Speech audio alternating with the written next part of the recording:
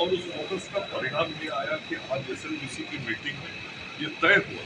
कि किसानों के संदर्भ में और कृषि विभाग के साथ एक एसएलबीसी की अलग से मीटिंग की जाएगी और वो डेडिकेटेड होगा किसानों के लिए, कृषि विभाग के लिए, और उसमें मुख्य रूप से एससीसी पे हम ज़्यादा चर्चा करेंगे क्योंकि हमारे राज्य के अंदर लगभग जो 40 लाख ऐसे किसान हैं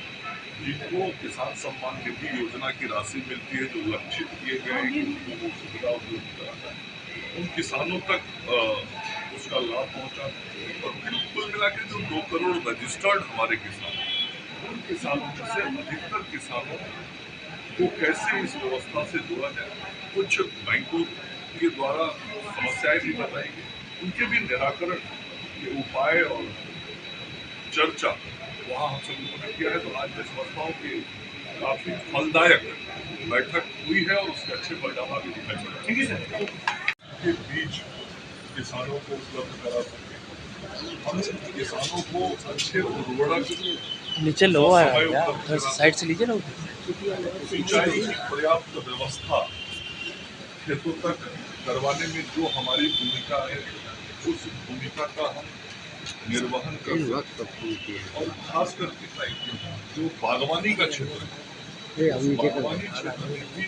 हमने कुछ लक्ष्य तय किए हैं। उन लक्ष्यों के अनुरूप हम किसानों तक पहुंच के उसको परिणाम में परिवर्तित कर सके, उस दिशा में कृषि विभाग काम कर रहा है। और आज की यह जो कार्यशाला विशेष तौर पर रखी गई है, इस खरीफ के मौसम में इन सारे फसलों के उत्पादन को बढ़ाना और किसानों को सुविधा उपलब्ध कराना, और इसमें हम निश्चित रूप से पीछे के वर्षों की तुलना में और बेहतर परिणाम देंगे। पानी सर, गर्मी बहुत ज़्यादा है, किसान परेशान है, पानी को लेकर के क्राइसिस भी दिख रही है। मैंने कहा ना, वो सिंचाई की व्यवस्था है, तो सिंचाई की व्यवस्था कराने में हमारी भूमिका के साथ साथ अन्य विभागों की भी भूमिका है, और उन विभागों के साथ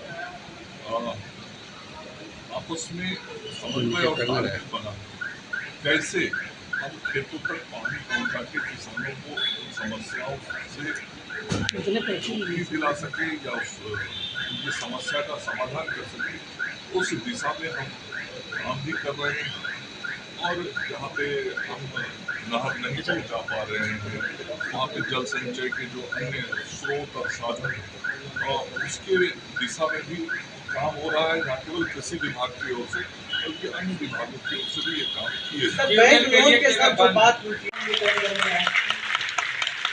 अंधेरी गलियों में तो हम भटक जाए, तेरे उजियारे से मन की प्रज्वलित हो आशाएं, मुश्किलें आए तो साथ निभाना, खामोश है। उसके लिए आज की बैठक, और मैं माननीय मंत्री जी को बताना चाहूंगा कि ये खरीफ कार्यशाला का तीसरा चरण है सर। इससे पहले हम लोगों ने 2 चरण पहले किए, सामान्यतः एक ही होती थी, लेकिन हम लोगों ने 3 चरणों में इस कार्यशाला को राज्य स्तर पे किया ताकि हम 1 महीने पहले से तैयारी कर सकें।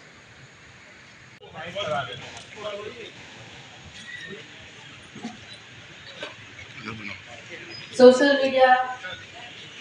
का लोकार्पण करने की कृपा